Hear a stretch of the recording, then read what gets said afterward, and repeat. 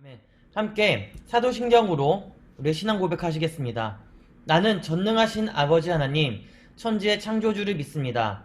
나는 그의 유일하신 아들, 우리 주 예수 그리스도를 믿습니다. 그는 성령으로 잉태되어 동정녀 마리아에게서 나시고 본디오 빌라도에게 고난을 받아 십자가에 못 박혀 죽으시고 장사된 지 사흘 만에 죽은 자 가운데서 다시 살아나셨으며 하늘에 오르시어 전능하신 아버지 하나님 우편에 앉아 계시다가 거기로부터 살아있는 자와 죽은 자를 심판하러 오십니다. 나는 성령을 믿으며 거룩한 공교회와 성도의 교제와 죄를 용서받는 것과 몸의 부활과 영생을 믿습니다. 아멘. 우리 함께 말씀 보겠습니다. 마태복음 6장 19절에서 29절까지입니다. 마태복음 6장 19절에서 29절까지입니다. 신약성경 마태복음 6장 19절에서 29절.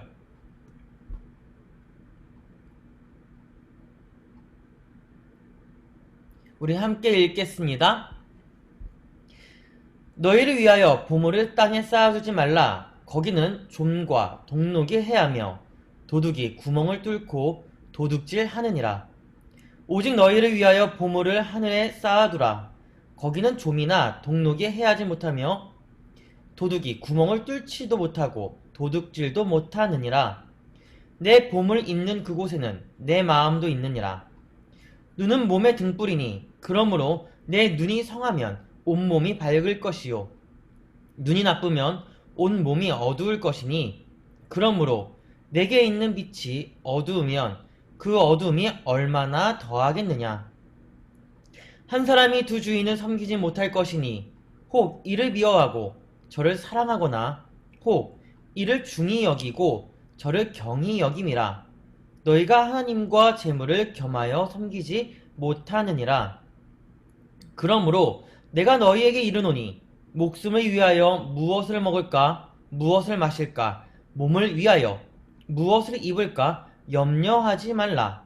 목숨이 음식보다 중하지 아니하며 몸이 의복보다 중하지 아니하냐. 공중의 새를 보라. 심지도 않고 거두지도 않고 창고에 모아들이지도 아니하되 너희 하늘아버지께서 기르시나니 너희는 이것들보다 귀하지 아니하냐. 너희 중에 누가 염려함으로 그 키를 한 자라도 더할 수 있겠느냐. 또 너희가 어찌 의복을 위하여 염려하느냐. 들의 백합화가 어떻게 자라는가 생각하여 보라. 수고도 아니하고 길쌈도 아니하느니라. 그러나 내가 너희에게 말하노니 솔로몬의 모든 영광으로도 입은 것이 이 꽃 하나만 갖지 못하였느니라. 아멘. 진정 가치의 삶이 무엇일까? 두 마음을 가지지 않는 것이라는 제목을 가지고 함께 말씀을 나눠보고자 합니다.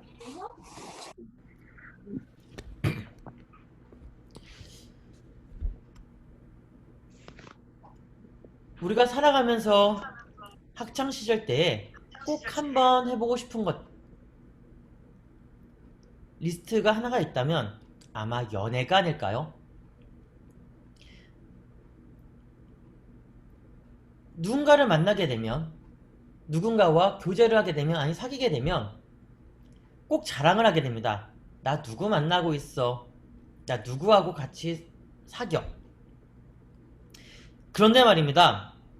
연애의 대상은 두 사람일까요? 세 사람일까요? 이 연애의 대상은 한 사람을 위한 것이어야만 합니다. 연애의 대상은 하나의 마음입니다. 양다리로 하는 것이 아닙니다. 어떤 남자 혹은 어떤 여자가 연애를 하면서 한 사람으로 만족하지 못하고 두 사람 혹은 세 사람 이상과 동시에 데이트를 한다고 가정을 한다면 그 사람에 대해서 바라볼 때에 어떤 시선으로 바라보겠습니까?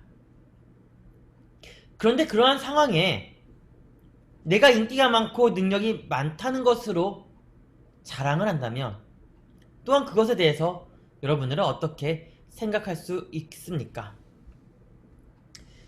특히 사람을 만날 때에 연애의 대상이 두 사람 혹은 그 이상일 때에 이 사람은 그 어떤 누구도 한마음으로 대할 수가 없기 때문에 그 사랑은 지속적으로 그리고 진실된 사랑으로 이어갈 수 없다는 것을 우리가 너무나 잘 압니다. 그럼에도 사람은 욕심이 있기 때문에 여러 사람을 만나면서 나누고 싶어 합니다. 이 사람도 만나고 저 사람도 만나고 마치 고르는 것처럼 초이스를 할 수 있는 것처럼 나의 상황과 선택적인 무언가에 맞게 하고 싶어 합니다. 그래서 남자는 자신의 짝이 있음에도 옷을 더 잘 입고 매력적인 사람에게 고개가 자연스럽게 돌아가고, 여자도 짝이 있음에도 불구하고 조금 더 내 옆에 있는 사람보다 더 멋진 남자에게, 아니 더 멋진 이에게 눈길이 더 갈 수밖에 없습니다. 그렇습니다. 사람의 본능은 어느 누구라도 주체하지 못합니다. 하지만 절제의 미를 아는 사람이라면 자신이 앉고 서는 자리를 명확하게 알아야만 합니다. 그러나 연애의 상대방이 자신 외에 다른 사람을 만나면서 자신의 그 마음을 준다면 어떻게 될까요? 그때부터는 그 사람과 끝이라는 선언을 내리게 됩니다. 오늘의 본문의 내용은 이렇습니다. 어느 누구나 생활하기 위해서는 뭐가 필요하죠? 무엇이 필요할까요? 바로 돈이 필요합니다. 그리스도인도 물론 이 땅에서 살아가기 때문에 돈이 필요합니다. 누구나 그렇듯 생활에 있어서 가장 필요한 것은 돈입니다. 그래서 다들 열심히 일하면서 수입원을 늘려가고 그것을 토대로 적은 금액이라도 보험과 적금에 가입해서 쌓아두면서 살아갑니다. 물론 모두가 그런 것은 아니죠. 물론 이 모습이 나쁘다는 것 역시 아닙니다. 부지런하게 삶을 영위하는 것이기 때문에 나쁘지 않습니다. 그러나 이 돈이 내 마음을, 우리의 마음을 빼앗는다면, 그리고 그 돈이 우리 삶의 중심을 앗아가 버린다면 그것은 다른 차원의 문제라고 할 수가 있습니다. 단순히 용도의 문제가 아니라 두 주인을 섬기는 신앙적 차원의 문제라는 것이죠. 그래서 본문은 분명하게 결정을 하라고 이야기를 합니다. 절대 한 사람이 두 주인을 섬길 수 없다. 한 사람이 두 주인을 섬길 수 없다라는 것을 말합니다. 다시 말하면 무엇을 마음에 품고 있느냐에 따라 한 사람의 길의 이정표가, 모두의 이정표가 달라진다는 것이죠. 그렇기 때문에 오늘 이 본문은 재물에 대한 부분을 아주 강력하게 강조하고 있습니다. 그렇습니다. 오늘의 현장에서도 이 재물의 힘, 물질의 힘, 돈의 힘이 얼마나 큰지 모두가 잘 알고 있습니다. 무언가 하나를 하려고 해도 일일이 다 따져보고 질 높은 것을 선택해서 구입한 것은 우리 모두가 똑같죠. 그런데 말입니다. 가치는 어느 누구도 속이지 못합니다. 비싼 거는요, 비싼 값을 하죠. 또한 싼 것은 싼 값을 합니다. 그런데 말입니다. 내가 구입을 하면 내가 피땀 흘려서 번 돈으로 무언가 구입을 하면 비싸지 않더라도 그 물건에 내 마음이 들어가 있습니다. 그 물건에 나의 삶이 들어가져 있습니다. 오늘 본문을 볼까요? 마태복음 6장 21절입니다. 함께 읽겠습니다. 시작! 내 보물 있는 그곳에는 내 마음도 있느니라. 다시 한 번 더요. 내 보물 있는 그곳에는 내 마음도 있느니라. 마음은요, 생각과 결정의 중심입니다. 마음은 생각과 결정의 중심이에요. 오늘 본문에서 마음을 헬라어로 이렇게 이야기를 합니다. 카르디아. 이 카르디라는 단어를 사용합니다. 이 단어는요, 마음 혹은 심장이라는 의미로 우리 몸에 심장이 하나가 있듯이 삶의 마음도 하나여야만 한다는 사실을 보여주고 있습니다. 생각과 결정의 중심이 마음이다. 즉, 내 몸에 심장이 하나인 것처럼 마음도 하나라는 거죠. 그렇습니다. 나에게 소중한 무언가가 있는 곳에 내 마음이 남겨져 있습니다. 그렇다면 우리 마음에는 어떤 보물을 가지고 있습니까? 그 보물이 삶에서 어떻게 작용하고 있습니까? 오늘 이 보물 중심으로 그리스도인으로서 함께하는 예배자로서 우리 각자의 마인드 점검을, 마음의 점검을 해보기를 주님의 이름으로 축복합니다. 24절입니다. 함께 읽을까요? 시작! 한 사람이 두 주인을 섬기지 못할 것이니 혹은 이를 미워하고 저를 사랑하거나 혹은 이를 중히 여기고 저를 경히 여김이라. 너희가 하나님과 재물을 겸하여 섬기지 못하느니라. 한 가지 질문을 던지면서 이야기를 이어나가고자 합니다. 모든 분야에서 출중하고 어딜 가더라도 여러분들은 잘할 수 있는 능력이 있습니다. 성공할 수 있는 능력이 있습니다. 그런데요, 보편적으로 하나님을 믿고 따르는 사람들의 삶의 모습을 보면요, 물론 승승장구하면서 잘된 사람도 있습니다. 그런데 그 반대로 그렇지 않은 사람도 있습니다. 이러한 것을 본다면 신앙생활을 하겠다는 것, 우리 인생을, 우리 삶을 도박하는 것과 다름이 없습니다. 그런데 왜 우리는 무엇 때문에 신앙생활을 하려고 하고 하나님의 뜻을 따르고자 합니까? 그리고 왜 하나님의 일을 하려고 이 자리에 있습니까? 다시 질문을 던질까요? 보편적으로 사람들 삶의 모습을 보면 승승장구한 사람들도 있지만 그렇지 못한 사람들도 있다는 겁니다. 이런 것을 보면 신앙생활을 하겠다는 것, 인생에 도박을 하겠다는 것과 다름없죠. 그러면 우리는 무엇 때문에 신앙생활을 하려고 하고 무엇 때문에 하나님의 뜻을 따르고자 하느냐라는 겁니다. 사랑하는 여러분, 첫 시작은요, 열정으로 할 수 있습니다. 힘으로 할 수 있습니다. 젊기 때문에 부딪혀보고 만들어 나갈 수 있습니다. 때로는 실패할 수도 있고 쓰러질 수도 있고 넘어질 수도 있죠. 그런데요, 이 열정은요, 한계가 있어요. 식기 시작하면 나를 돌아보게 되면서 부족한 모습만 보게 됩니다. 내가 왜 이렇게 했을까? 왜 이것 때문에 못했을까? 심지어 가장 가까운 사람들이 나에게 이렇게 이야기합니다. 신앙을 버려. 신앙을 버려야 돼. 그만 교회에 나가. 근데 그럼에도 불구하고 우리는 신앙을 버리지 못하고 마지막까지 하나님의 말씀을 붙잡고 갑니다. 어느 직업이나 마찬가지로 이름과 빛과 영광을 얻고자 한다면 수단과 방법을 가리면서 이뤄낼 수 있는 것은 없습니다. 한때 미국의 주지사였던 아놀드 슈와츠제네거는 법은 지켜라. 그러나 규칙은 어겨도 된다라고 했습니다. 조금 아이러니하죠? 법은 지켜야 되지만 규칙은 잠시 눈 감고 어겨도 된다. 그래야 성공한다라고 이야기를 했습니다. 그래서 모든 수단을 사용해서 모든 방법을 동원해서 기업을 키우고 사람을 키워 빛을 보게 하는 거죠.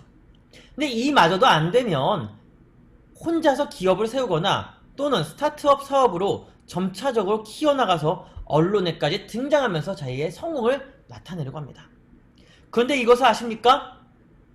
하나님의 뜻을 따르고자 하는 이들의 그 삶을 보면요, 이름이 있으니까, 빛이 있으니까, 영광이 있으니까, 물론 이름도 빛도 영광도 있는 사람이 있고 그 기업을 가진 사람도 있습니다. 그런데 보편적인 것이 아닙니다. 극히 일부분입니다. 적습니다. 많은 것 같지만 적다는 거예요. 처음에는 뜨거운 하나님의 부르심이 나에게 있다고 해서 발을 들여놓습니다. 특히 교회에서 칭찬합니다. 자리를 만들어줍니다. 그리고 원하는 것을 해보라고 독려하면서 세워줍니다. 그렇게 시작한 위치에서 마치 내가 무언가가 된 것처럼 보이고자 더 큰 무대로 뛰어들고자 하죠. 학교도 다녀보고 하지 않았던 공부도 하고 많은 세미나에 가면서 배운 것을 토대로 만들어 봅니다. 그렇게 내가 이 교회 안에서 잘한다고 생각해가지고 그것을 가지고 밖으로 나와서 무언가가 해보니 만만한 것이 아닌 것을 알 수가 있습니다. 아니, 세상 깨닫게 됩니다. 심지어 주변을 돌아보면요, 다들 잘 나갑니다. 그리고 나를 돌아볼 때 나는 왜 이럴까? 나는 교회에서 잘했는데 왜 이렇게 됐을까?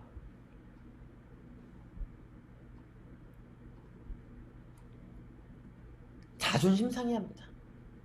가슴 아파합니다. 힘들어합니다.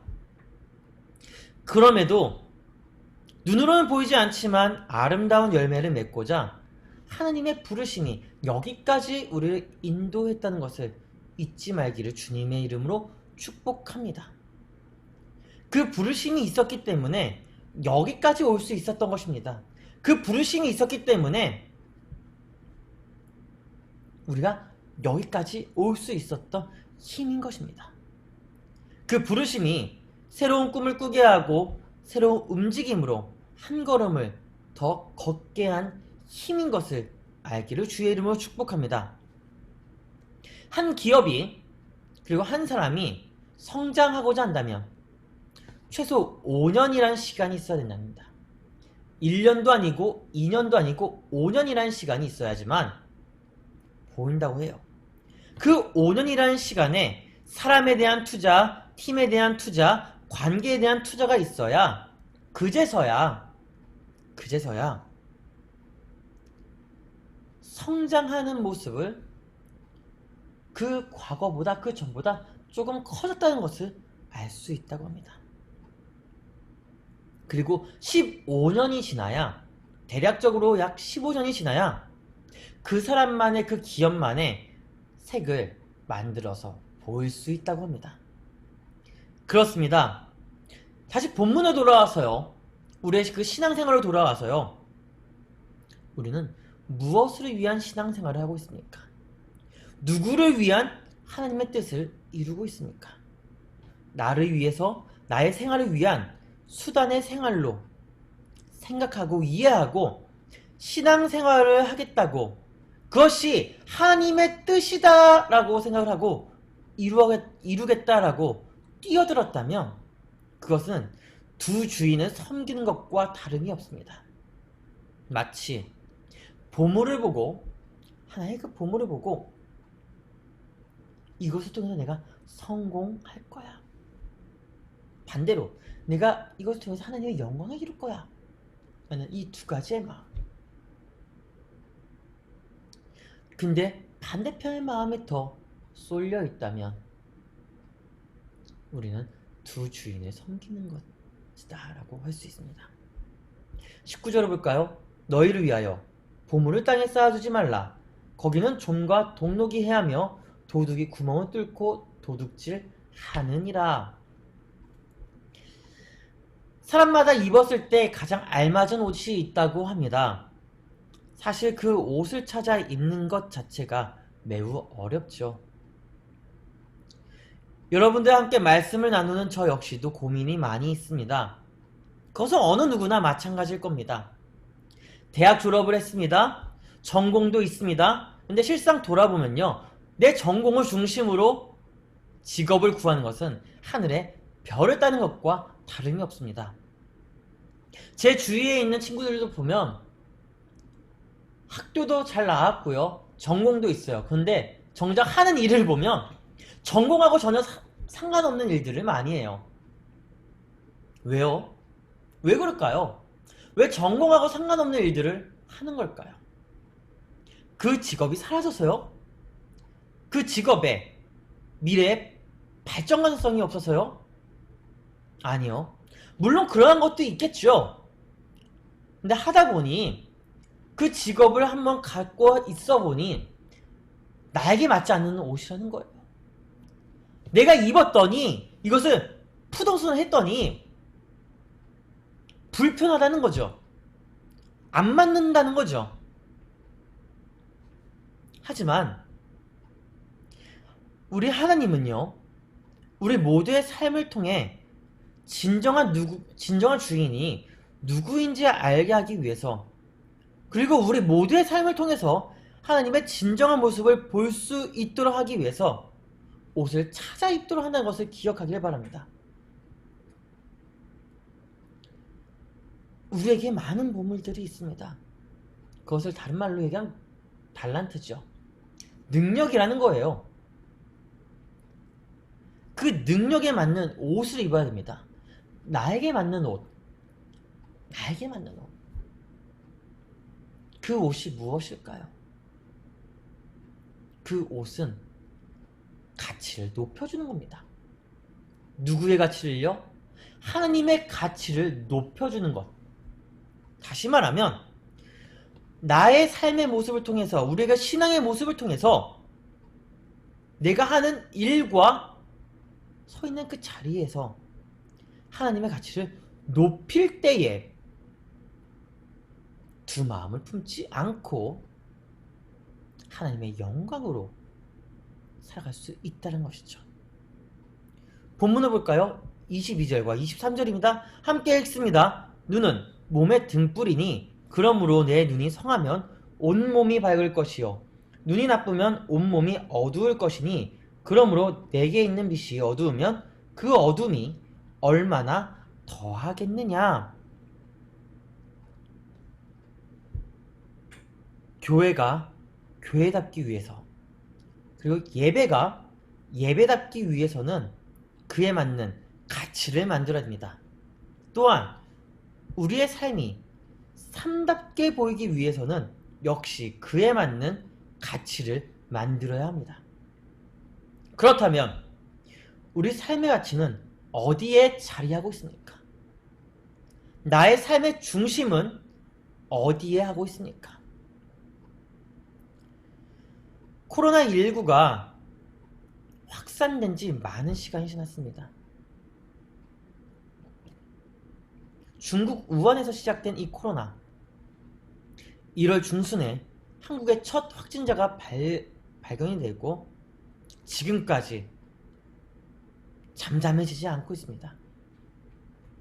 이 코로나19로 인해서 삶의 균형과 수많은 교회들이 깨진 것을 볼 수가 있습니다. 그것은 지금까지 우리의 가치의 기준이 어디에 자리하고 있었는지 단면하게 보여주는 결과이기도 합니다. 여러분의 그 삶을 돌아보세요. 나의 삶을 돌아보세요. 모두의 그 사회를 한번 돌아보세요. 그 가치의 기준이 어디에 자리하고 있습니까? 우리는 지금까지 모이면 교회가 되고 모이면 예배한다고 생각을 했습니다. 그리고 교회에서 예배함으로 믿는 사람들의 삶의 가치가 올라가고 있다라고 믿어왔죠. 그런데요, 지금은 어떻습니까? 코로나19로 인해서 모이지를 못합니다. 모일 수가 없습니다. 함께 하지를 못합니다. 그러면서 삶의 가치가 어떻게 됐습니까? 그럼에도 불구하고 우리는 예배는 멈출 수 없습니다. 예배는 신앙생활에 있어서 가장 중요한 가치입니다. 그런데 지금 주님의 날에 온라인으로 함께 모인 이들을 제외하고, 또한 현장에 모인 이들을 제외하고 믿음을 가지고 있다, 신앙생활을 하고 있다라는 많은 사람들은 어떻게 하고 있습니까?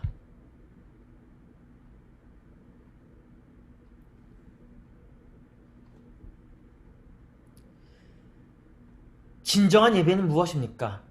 우리는 예배를 통해서 무엇을 보길 원하십니까? 예배는요, 가치의 가치를 하는 거고, 이 예배를 통해 하나님의 나라가 이 땅에 나타남을 보는 것이 바로 예배입니다. 다시 말하면 이 예배라는 건요, 하나님 앞에 드리는 이 예배라는 것은요, 나의 이익과 나의 생각과 나의 삶의 가치, 우선 중심을 보이고자 하는 것이 아니라는 겁니다. 그래서 예배자는 눈이 밝아야 합니다. 사회를 읽을 수 있는 힘이 있어야 됩니다. 세상의 많은 이들이 무엇을 원하는지에 대한 센시티브한 감각도 있어야 합니다. 그래서 교회와 예배는 하나님 나라의 가장 필요로 하는 것을 만들어 볼 수 있는 힘이 있어야 됩니다.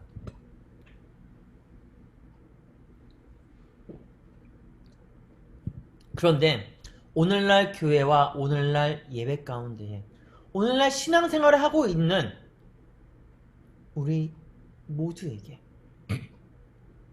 이 모든 것을 만들어낼 수 있는, 아니 만들어서 보일 수 있는 힘이 있습니까? 오히려 따라가기에 급급한 것은 아니십니까?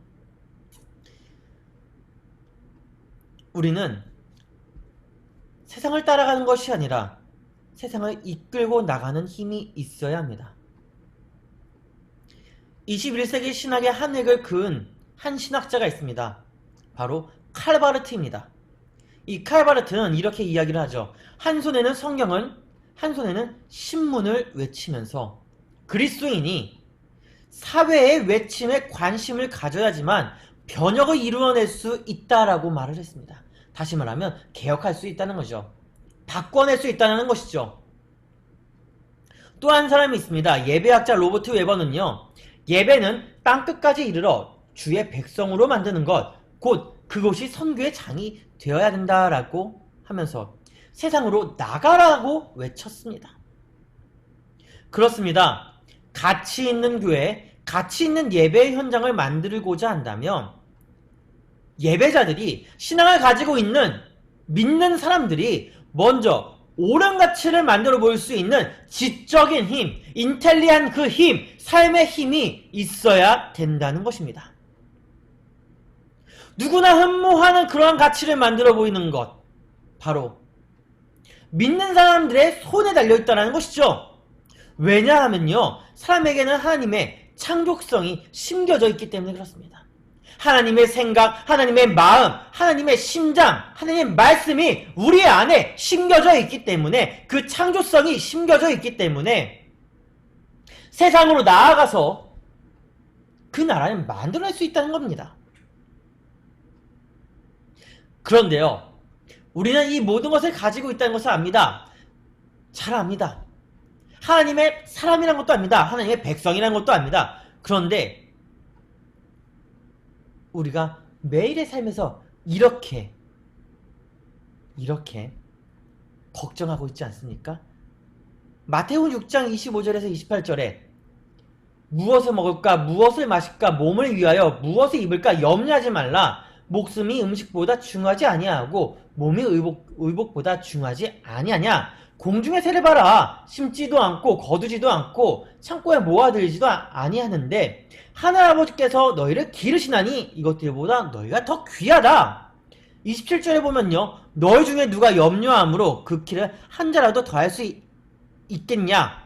또 너희가 어찌 의복을 위하여 염려하냐. 들의 백합화가 어떻게 자라는가 생각하러 봐라. 수고도 아니하고 길쌈도 하지 않는다라고 합니다.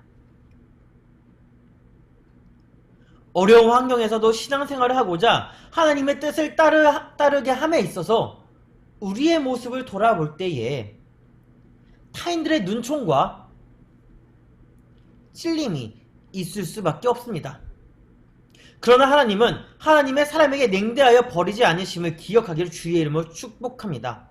이렇게 모이게 한 이유는 분명히 있습니다. 모였으면 모인 이유를 찾아야 합니다. 모인 다음에 하나님의 가치가 드러날 수 있도록 우리가 삶의 모습을 나타내 보여야 할 의무 또한 있습니다.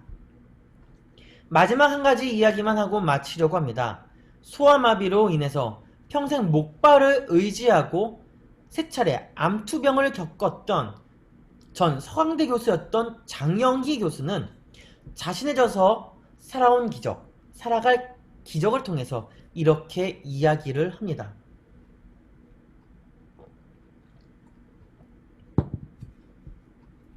내가 살아보니까 사람들은 남의 삶에 그다지 관심이 많지 않다. 그래서 남을 쳐다볼 때는 부러워서든 불쌍해서든 그저 호기심이나 구경 차원을 넘지 않더라. 내가 살아보니까 정말이지 명품 핸드백을 들고 다니든 비닐봉지를 들고 다니든 중요한 것은 그 내용물이더라.